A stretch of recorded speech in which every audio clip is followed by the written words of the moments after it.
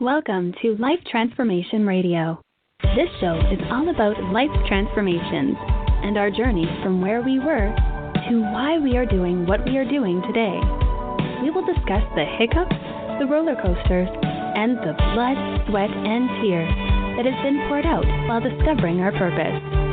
It is all about our transformations. Here is your host, Sean Douglas. Good morning, good afternoon, and good evening. Welcome to another episode of Life Transformation Radio. I'm your host, Master Resilience Implementer, TEDx speaker, business positioning strategist, and international best-selling author, Sean Douglas. This show is currently heard in over 90 countries. So whether it's your first time joining us or you've been listening to us for some time, I want to thank you to those who are listening from around the world. Life Transformation Radio is all about our transformation. Here, we tell the stories of why we're doing what we do, highlighting that transformational moment that changed our lives, and how we use it to then transform others and elevate their lives as well. You can listen to us live right here on the Blog Talk Radio Network, Tuesday through Friday, 5:30 p.m. Eastern Time.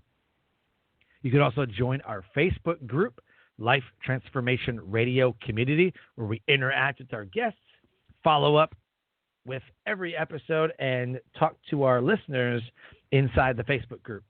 You can subscribe, rate, and review the show on Apple Podcasts, Stitcher, Spreaker, Spotify, TuneIn, Player FM, Radio Public, Overcast, CastBox, the Google Podcast.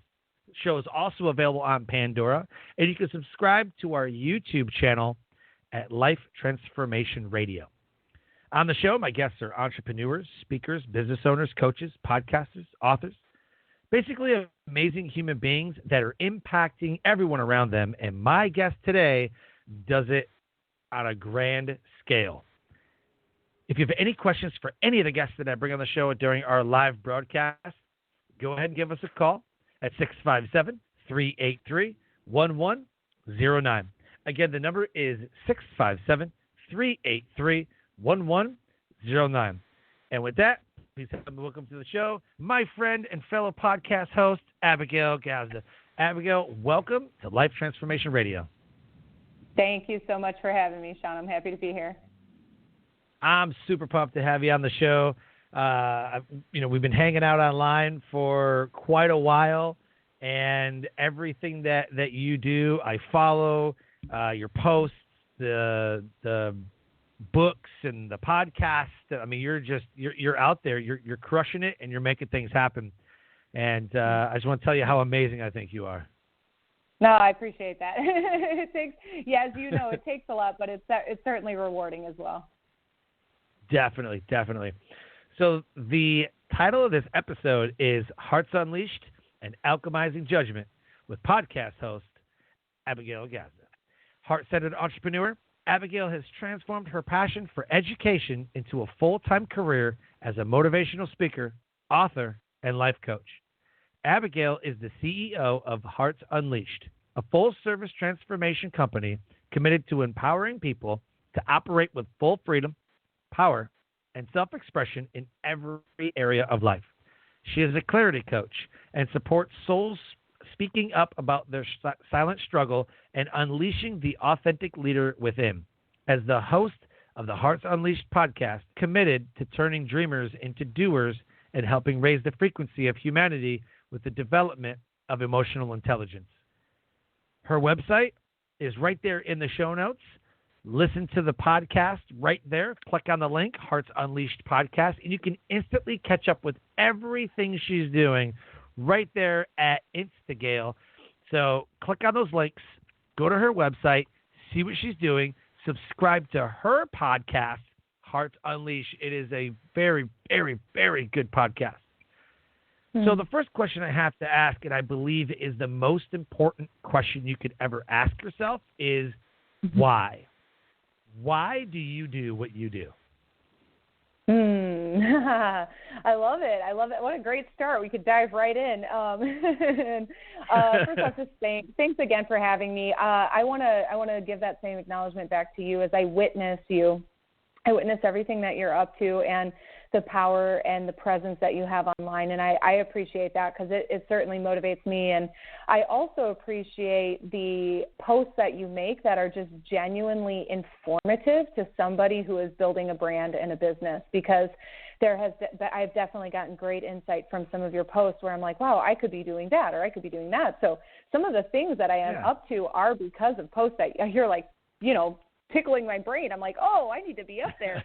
And so just thank you for that. And my why is exactly, it was born out of the name of the company, and the name of the podcast, Hearts Unleashed, was born out of my why, which is to unleash hearts.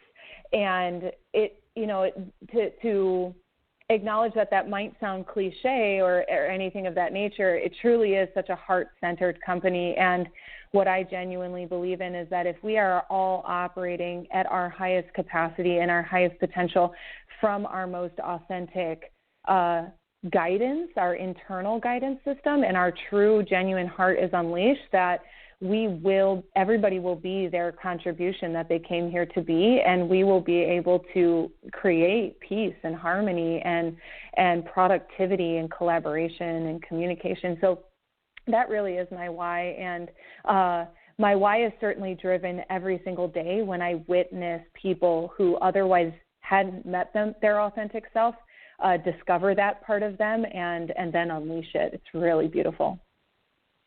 I love it. And speaking of beautiful, your posts, the graphics that you use, and the way that it's just everything flows, I'm like, how, like, I got stick figures over here, and she's got Picasso. I'm like, what the hell is happening?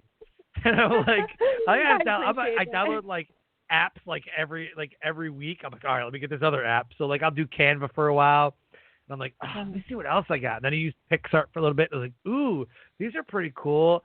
And then like I see one of your other things come out and how you like market your podcast. I'm like, God, I suck. Okay, hold on. Let me try to figure this out. Like every like there was one where I don't know, it was like you were like submerged in water or something, and I'm like, oh my God, like this is freaking mind blowing. And like the post was like I'm like, this is so super creative. Like I'm not that creative. I hire people to make me look good, to make me creative. So I'm not that graphics and video and like all that stuff. So good on you for that. I thoroughly enjoy seeing all your stuff. Either just a regular photo. I'm like, okay, cool, got it. And then bam, hit them with the like graphics pack, and I'm like, God, man. So yeah, definitely. And your why shows out in everything that you do. Oh, so much thank you. So much thank you. I appreciate that. And as you do know, like we can't do it without a team, right? Like I have Daquan Young doing all that amazing videography, and then I have some amazing photographers like Lindsay Williams and Rebecca. It's amazing the way that, and then my team, Jill and Rhonda, and we're always producing the highest quality product that we can to create the exact experience that you say. So I really appreciate that acknowledgement. Absolutely. I want to talk about transformation. The theme of the show are transformational moments that play out in every area of our life. And we go through a lot of transformational moments, whether we transition from a full-time to be an entrepreneur, from military to civilian. What would you say your transformational moment was that really ignited your path? What was it that set you on the path to what you're doing today? Yeah, I would, if I could pick a very specific identity, like you said, it would be athlete to, let's say, civilian, right? Or athlete to adult, maybe. So I grew up, I've been dribbling a basketball since I could, and that was so much of my identity. And I even played college basketball, and my identity shift, it happened in two layers. One was when I tore my ACL as a sophomore in college, the night before our season started, and that caused a huge identity crisis, which forced transformation upon me. But I actually I didn't accept, and I think that this happens to a lot of people, so I like to say that it happened in two layers based on the way that you asked it, was I was invited into my evolution when my ACL was torn and I could no longer identify as the athlete that I once was, but I refused to accept that my career, my athletic career was over. So instead, I had the surgery and I forced myself back and I overworked and I actually did so much more damage to my knee than I ever needed to. I ended up having 5 knee surgeries because I refused to accept this identity shift, and it was time to become something else and open my heart. Yeah. So I caused a lot of pain there, and the second that shift really occurred after being, like, I graduated into being a physical educator, health and wellness educator, and I was a coach still. And it was when I left education that I really then shifted to, like, I'm not even a grown athlete anymore. You know, like athletes usually become coaches. That's what I did. And then when I wasn't that anymore, I really had to evaluate, who am I? Oh, man. So that's probably the second best question you could ever ask. Who are you at your core?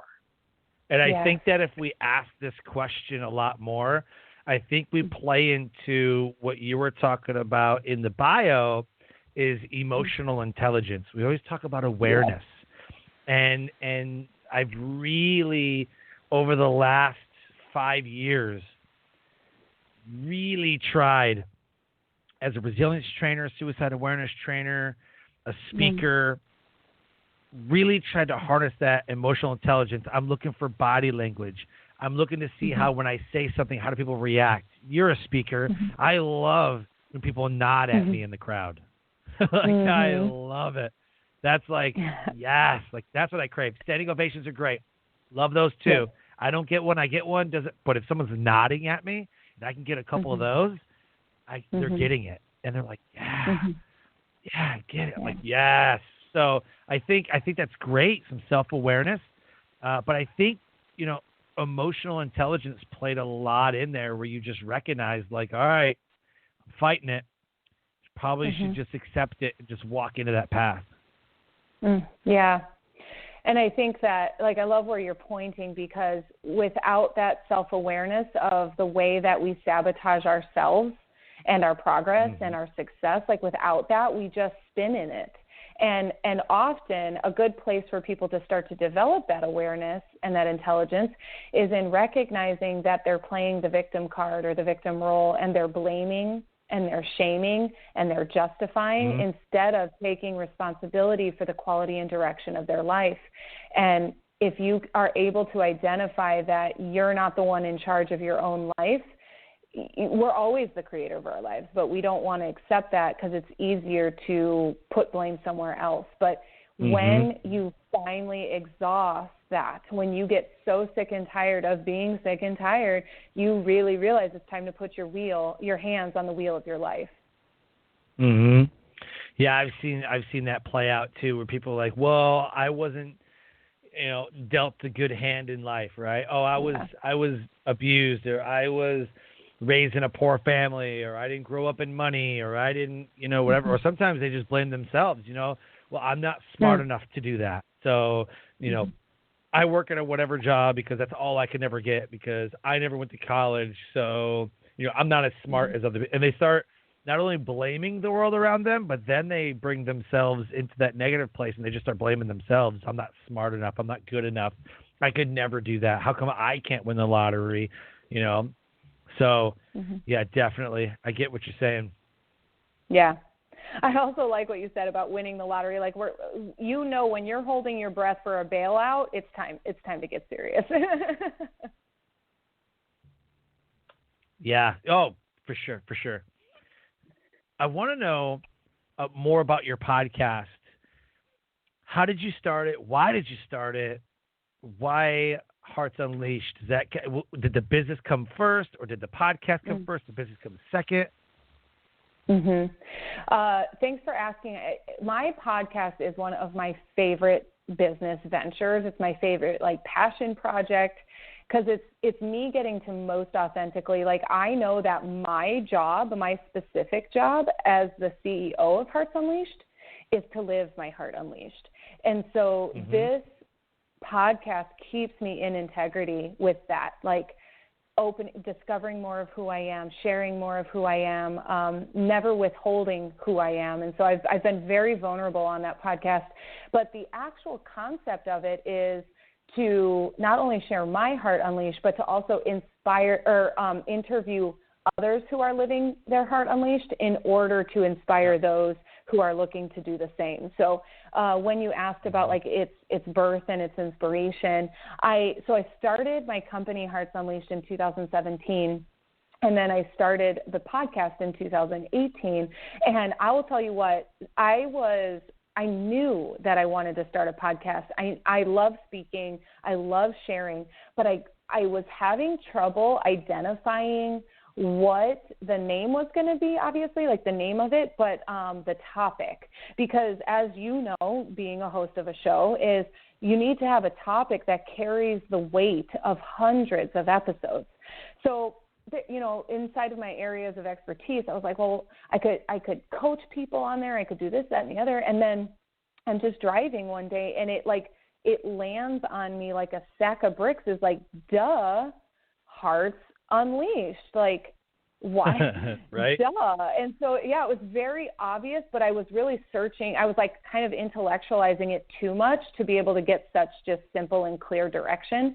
And so as soon as I did that, I started booking interviews. I recorded 10 or 15 episodes before I ever even launched it because I was so lit up about it. And we're on episode, we just hit like 180, and we over 2 years now, and also crossing over 25,000 downloads. And so it's just thriving, and it's listened to in like 67 countries or 76, I think. I can be dyslexic sometimes, but like it's just all over the globe. And I get feedback constantly. People are coming to me constantly like that episode inspired them to have a powerful conversation with a significant other, or leave a job, or start a business, or write their book. And so like I know that it goes back to the why, Sean, is like hearts being unleashed, people granting themselves permission to live out their authentic voice, and it just lights me up. Oh, I love that so much, and I like how it just came, right? I mean, it just worked like so well. So yeah, definitely love that. Are you monetizing your podcast at all? I'm not hyper focused on it. Like I've definitely had sponsorships. One thing that I'm particular about is I don't charge people to be on the show. So that's not a way that I monetize it. Right. But one thing so I have had sponsorships, like I said, not super focused on it. One thing I will say though, is that it of course, feeds my business. Right. So I often will advertise my programs. I highly encourage people that if a certain episode struck them the way, in an inspired way, to book a discovery call. So I'm certainly obtaining clients. I'm obtaining participants into my programs. It is certainly educating people about the mission of what Hearts Unleashed means. So it certainly is lucrative, but I don't directly monetize it. Yeah, I kind of do the same thing. So, I'll say, hey, subscribe to the show. If anything resonated with our conversation today, reach out. Would love to hear from you. Friend request the guests on different platforms and different things. So there's that. But I also have commercials to my show. So like the first 30 seconds of the show, somebody will take out a commercial. Last February, Jared Jewelers took out a episode commercial on the 12th, the 13th, and the 14th because of February, because I was having a relationship expert, I was having a marriage expert on the 13th, and then on the 14th I had a sex expert. And I told them, I said, man, this would be the great opportunity for you. And they're like, oh yeah, let's do it. So there's some money there.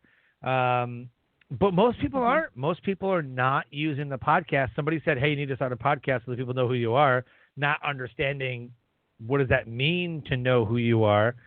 I think there's a lot of people that are missing opportunities, whether they're not guesting on a podcast or they just have their podcast going, hey guys, we're going to talk about football today. Okay, bye. Or we're going to talk about business today. Oh, cool conversation. Goodbye. Right? But there's nothing after that. Like, why are you not having a link to like download your products? Why are you not have freebies given to the audience, which then gets them on their email list, which then, right? I mean, there's so many different ways. And I've heard you with your calls to action, which I think could be modeled for so many different people because they're just not doing it, but you do. You're like, guys, look, if you like this, go here. Hey, I have a program coming out. Go here. Hey, if you have this, go here. So well done. Well done. Thank you.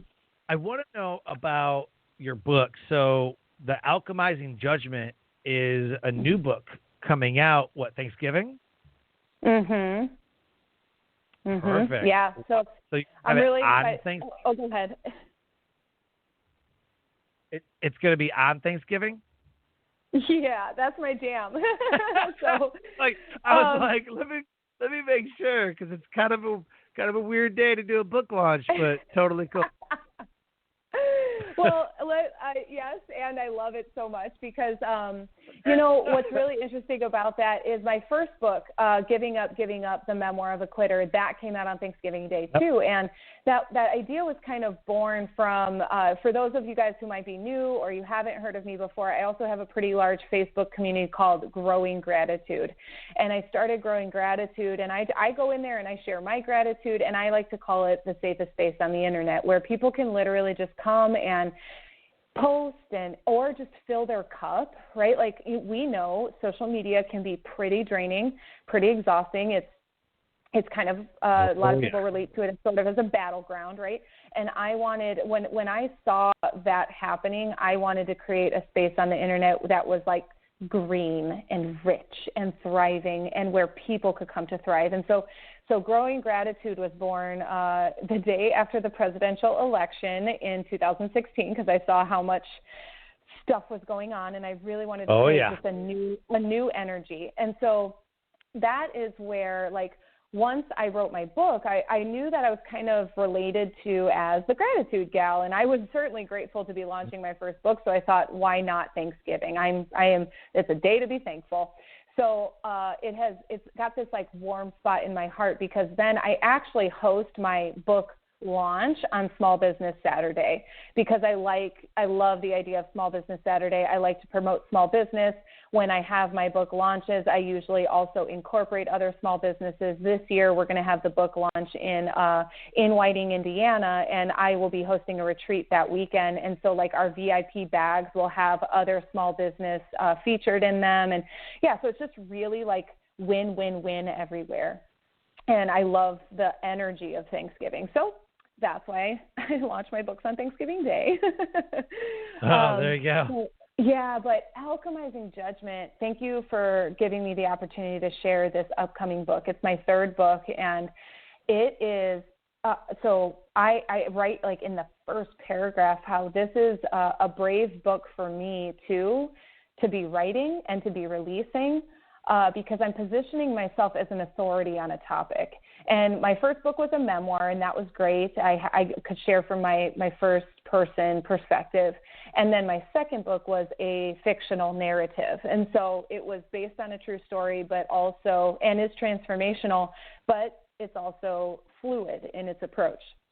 This book is very textbook-esque, meaning I am literally, it's a guidebook, and I am laying out how to win the game of life. And it's ultimately like a manual for alchemy, for alchemists, because it's the full title is Alchemizing Judgement, A Guide Back to Love. And so I am training people in this book how to be themselves anywhere, at any time, with anyone, about anything, to truly transcend our human behavior patterns, to be love anywhere, all the time. And it feels bold to release. Yeah, that's amazing. Again, completely amazing. I want to know how you elevate the world around you. You know, for one, you said that the gratitude group, that was a way to elevate the world around you.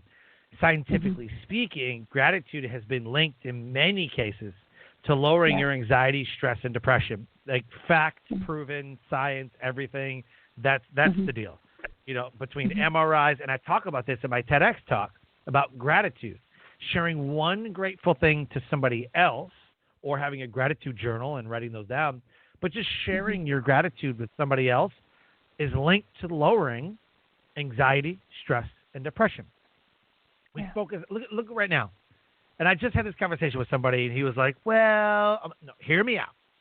Right now, everything is focused on negative. Everything.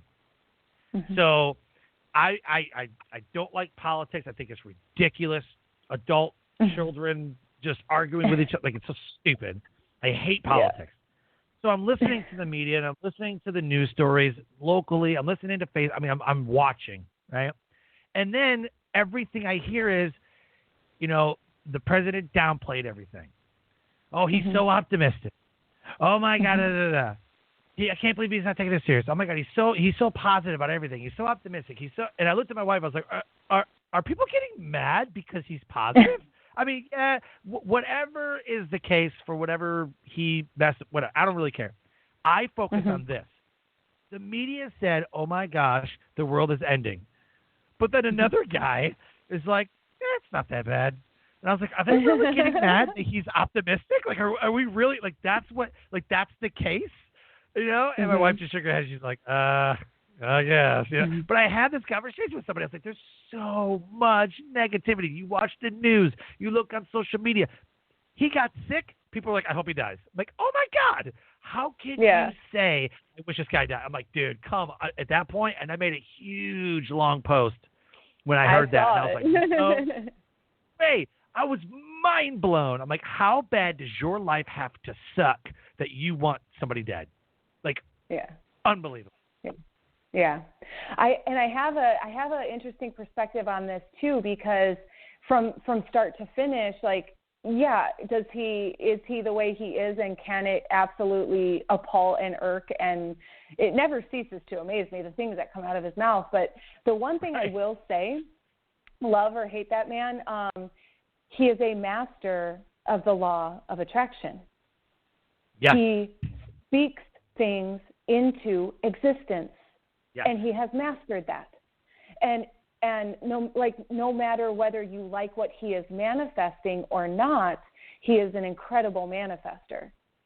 And so, like you said, is like, how could he be optimistic? Like, that's his literal default, is optimism. And so, because a lot of people, which I can certainly see, because the same thing could be said about Bob Proctor, and I'm trying to think of some other law of attraction people, but like, the over-optimism, people who can't, right, and it's some people will trip up and call that denial, right? Abraham Hicks is great for this too. They're like, you're just denying what's so, and it's like, well, I'm also not feeding it energy, right? There's a lot of different perspectives, so it definitely is calibrated by your own vibrational level, how you would perceive someone's manifestation abilities or their optimism. And so it's highly triggering for someone who is existing at a low frequency of, this is dangerous. Like, yes, is there something to respect? Yes, of course.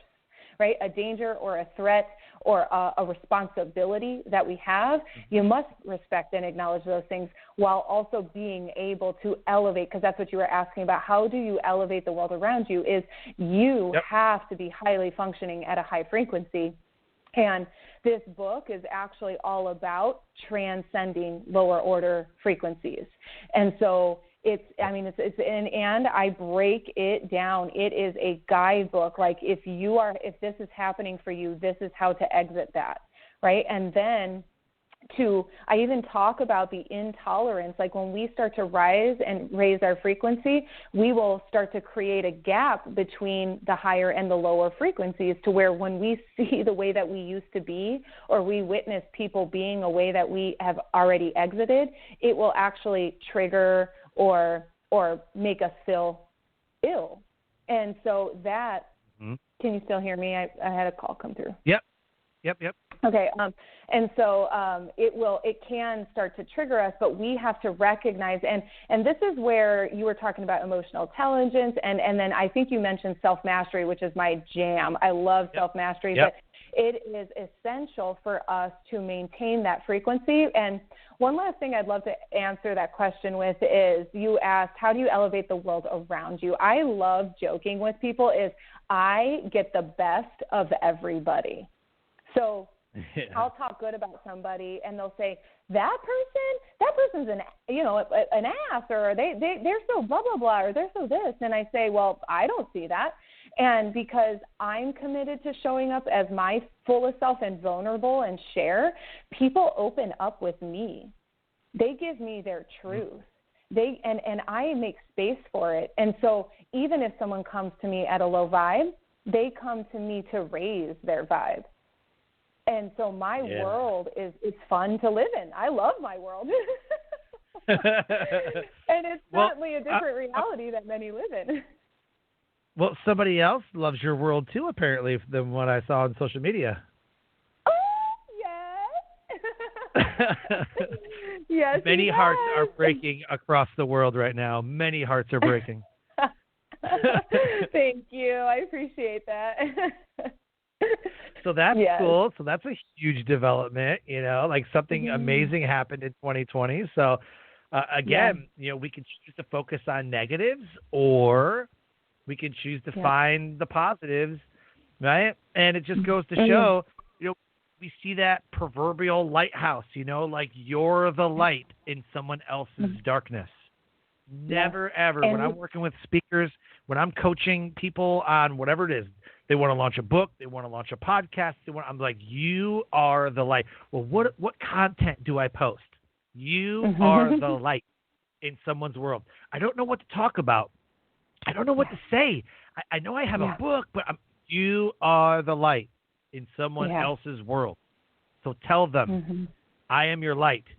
I will show you how to whatever, show and tell. Like, you are the light in someone else's darkness. So write the book, blog post, content, podcast, speak, whatever the message is. You are the light in someone else's world. Think about what they're going through and guide them out. Again, emotional intelligence. We talk about this a lot in military.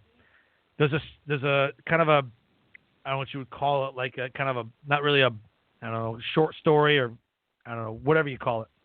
But a soldier's walking along, not paying attention, and falls into a hole. Doesn't know how to get out. He tries and tries and tries, doesn't know how to get out. A senior leader walks by. He's asking for help. The senior leader goes, oh, man, how'd you get in there? Come on, man, you can do it. Get out. Dig deep. Come on. Dig deep. That's what we hear, right? You dig deep. Come on. So he takes a shovel and he digs the hole deeper. And it doesn't help him. Now he's farther in the hole. A psychiatrist and a therapist are walking by, and they ask him how he gets in the hole. He sits there for an hour and tells them, I was just walking along. And they said, how does it make you feel? And how, they ask all the typical questions. And they say, oh, that's our hour. We'll see you next week. But it doesn't help him to get out of the hole. A fellow soldier is walking by and hears his screams for help. He looks down at the hole, jumps in. The first guy's like, what are you doing? I fell in the hole. I can't get out. Like, now you're stuck here. He's like, no, I'm not. I've already been in this hole, and I know how to get out. It's huge. Emotional intelligence. Getting into the hole with somebody. Empathy wins every time. You have to know what makes people tick. You have a team. I have a team. I have to know what makes them tick. I cannot just beat them down. I've got kids. I got to know how to parent each child according to their strengths, according to their weaknesses, according to their emotional intelligence of what they're displaying to me. And if at any moment I belittle, berate, or any reason whatsoever disenfranchise them, done. I've lost them. So beautiful. You said there was so much brilliance in that, and I love that visual and that example. And I want to highlight what you said. Empathy wins every time. Yes, please. Thank you. Cash it. Take it to the bank. Right? And And there are way too many empaths in the world, number one, who don't know they're empaths, who have not been taught what an empath is, and two, right, they have been taught that they are too emotional, too much, overbearing. So they practice actually shutting down their empathy. And so we've been taught in this fast-paced, hard-nosed, competitive society that empathy is not useful when it's actually one of the most useful tools any of us have is our heart, being able to feel with and for people and then guide people through what we've been through. Like, thank you just so much for bringing that to the forefront. Oh, thank you. Yeah, absolutely. Where I want to go from here is, how can people get to know you more? Where do you usually direct them to go? The website, social media, the podcast? The listeners right now listening, what do you want them to do right now to go learn more about you? Well, I have that answer and an offer for them. So I want to share that because you said something a little earlier about, like, well, thank you. I'm newly engaged. It's so exciting. 2020 has been the best year ever. I put 2 books out. Like, I could talk about how awesome 2020 has been because I've been on purpose existing at that higher frequency, right? And what I want to say about that is I do recognize and respect that this has not been the year for everybody. And what I know about that is that 2020 is a massive emotional awakening for so many people. They got sent home from work. They didn't have a savings. Someone got sick. Someone died. Something's been there's been things happening for people this year. And what I recognize that in my work is that this is the year for so many to awaken to, I'm not happy. I am not fulfilled. I am not living out my authentic self, right? And so I would love to encourage people to just go surf AbigailGazda.com to get to know me. You will find the podcast. I think that's a great place to start. I share my whole heart there.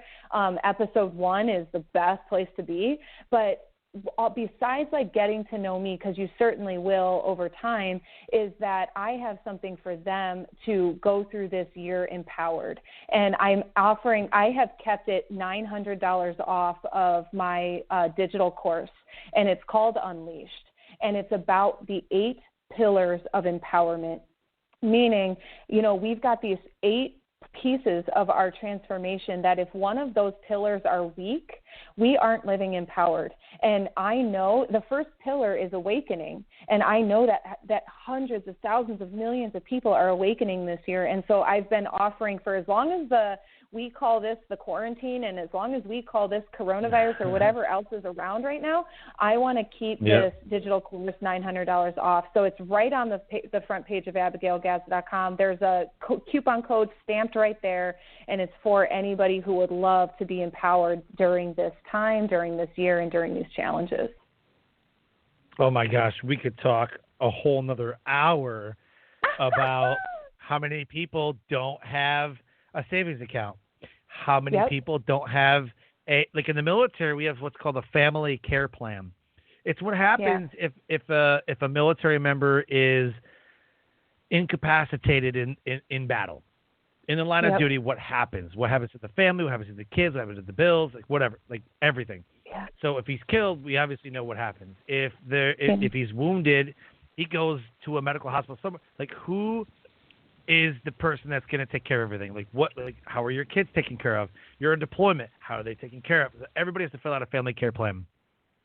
I equated that to this virus, everything, the pandemic, everything that's going on, and said, okay, stock market's crashed, economy's crashing, unemployment is crazy, and how many people are living paycheck to paycheck? Somebody told me the other day, it's like, dude, they're not even living paycheck to paycheck, they're living paycheck to Monday.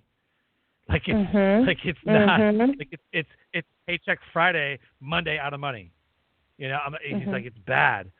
And so I've just been blessed. You've been blessed with an exceptional year. We've coached more people. We've launched more podcasts. I've launched. I have 2 podcasts that are launching, like in the next 30 days. Yeah. Yep. My clients have launched books. My clients have launched podcasts. I've worked with more people, have made more money this year than any other year, and it's not even over yet. We've got 3 more months to go, and I'm pumped. I know. Pumped. And this is, I'm telling you, the people I talk to, like, well, I lost my job, so I don't have a lot of money. I'm like, that's okay. What do you want to do? I want to launch my book. Like, I have a book in me. Like, I really want to launch this book. So we've worked for free with people to, like, get their book, like, out, say, you know, like, through process, and then they only paid for the launch. So we've launched their book. So I mean, we've cut it in half just to, like, help people, and then that became a referral, and then that became a referral, and then the other person referred a bunch of people. So that was great. Podcasts, they're like, man, I've always wanted to start a podcast. I'm stuck at home. Like, let's do a podcast. March, April, May, and June. Those 4 months, we launched like 5 podcasts for clients. I mean, they were like, I got to launch a podcast. Like, let's do it. Boom. Launched the podcast. Showed them how to monetize it. I know people right now that didn't even go back to their job. Did not go back to their job because they're making money in the podcast. Didn't even know it could be done. Well, and you know? It goes back to what you said. Empathy wins. Empathy wins every time. You understand what a challenge this year has been, but people are awakening to their divine leadership, their authentic calling, and you're like, yeah, I'm gonna make some exceptions because I'm gonna witness you win. And winning contributes to everybody winning. And if we were able to break through and operate that way, we would solve a lot of problems around here. Oh yeah. You know how many people told me they were like, that's okay. I hated that job anyways. Yep. It just made me laugh. I like to call it, I say rejection is redirection, but it doesn't feel that way in the moment. But if you can elevate, if you can back up and zoom out, you see it fast. Yep, absolutely. Oh, yeah. So as we close the show, which I really don't want to do, but I cannot believe we've already gone almost 45 minutes. I feel like I could talk to you for another hour. Thanks. If nobody listens to the beginning part of the show for what we've talked about the last 40 minutes, and they tune in right now, and they're tuning in, what is your message for the listeners right now at this moment? Who you are matters. Who you are matters. Okay. Right? And all of what we were sharing is about that authentic self. And if all they heard is that who you are matters, you said that's the most important question you can ask yourself. Who are you? Yes. We're not even out there being ourselves. And so you got to start with who am I, and then come to the conclusion it matters, and then accept the invitation that it is your duty to share the gift that you are with this world. Yep. Yeah. Absolutely. Oh my gosh. I mean, even me, like I will never say I thought I had it all figured out, right? I thought I had it all figured out. But for me, I thought I had me figured out. I was like, okay, I'm resilient. I know who I am. I'm crushing it. I'm doing my thing. And even then, it was like, oh boy, okay, things are getting a little crazy right now. And I was kind of like, I wasn't like scared, but I was kind of like sitting back, kind of crossing fingers, like, man, because I got like young kids and I've got some other things going on. I've got business partners that were getting sick, and I'm like, crap, like there's always that fear of like, am I going to lose everything? Like, if nobody has any money, how does anybody buy? That's kind of the basis of the business. We're not paying on hopes and dreams. We're paying with cash. So like, I don't know how this is going to work, but pleasantly surprised, things just worked out, and I think they always do the way that they're supposed to work out. And I think that's the problem is people are trying to force things to work out the way that they see in their mind, rather than accepting what the universe is giving them and then working with what the universe is giving. It's like you don't go through the deck of cards in poker and be like, yeah, let me get that ace and let me get that. Yeah, I got an ace and a king. Let's do this. You're dealt a hand, and then you just play the hand you're dealt. Yeah. And you do the best that you can. And I don't think people understand that and literally a client that we're working with right now is writing the book of life, but it's the poker of life. And we're working with a title. But he's writing about the game of poker and how it's played is how you should play your life. You should gamble sometimes. You should be reserved sometimes. You should just quit sometimes. It's okay to quit sometimes. It's like, nope, that's not working out. It's okay to walk away. If a woman is being beaten by her significant other, you don't just stick it out, dig deep, you can overcome. Hell no, get out. Like, quit. Like, it's okay to fold, right? So I think that the synonyms between like folding and like, I think I'm going to check up. I think I'm not going to take any more risks right now. I think I'm just going to hang out, which is perfectly okay. And then it's like, oh my God, I'm all in. Like, I'm all in. And so when this book comes out, I think this is going to be like the next guide of life, because the synonyms and what we've been talking about the whole time really just does play out. So great. Oh my God. Great message. Oh, wow. Great message. Yep. And, you said one more thing that I think, people probably are in the midst of this at some point. And I just want to send some love is like, be okay when a certain identity is fading or phasing out, because it is an invitation into your next level self. And like you said, it's like, things are falling apart. This isn't working. We spend more time trying to pull it all back together and have it be what it once was, instead of witnessing the falling apart because something else is coming together. We miss that. And some of us will run that dry and